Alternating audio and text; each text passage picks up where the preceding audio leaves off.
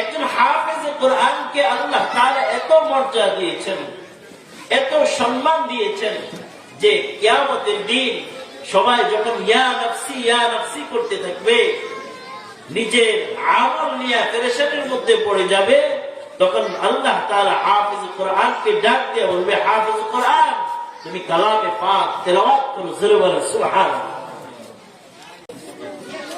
আল্লাহর হাবিব জনাবে মুহাম্মদুর রাসূলুল্লাহ সাল্লাল্লাহু আলাইহি ওয়াসাল্লাম বলেন, আল্লাহ পাক রব্বুল আলামিন কিয়ামতের দিন হাফেজ কোরআনকে ডাক দিয়ে বলবেন, ও হাফেজ কোরআন, ও হাফেজ কোরআন তুমি কালামে পাক তেলাওয়াত করো আর তুমি আরোহণ করতে থাকো।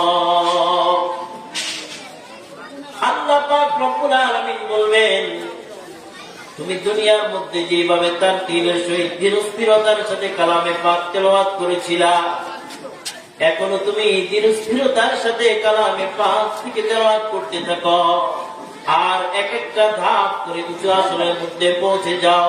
তোমার স্থান হবে জান্নাতের ওই স্থানের মধ্যে। তুমি তেলাওয়াত করতে করতে যে স্থানে গিয়ে বুঝবা, ওই উঁচু স্থানের মধ্যে তোমার স্থান হয়ে যাবে। সুবহানাল্লাহ।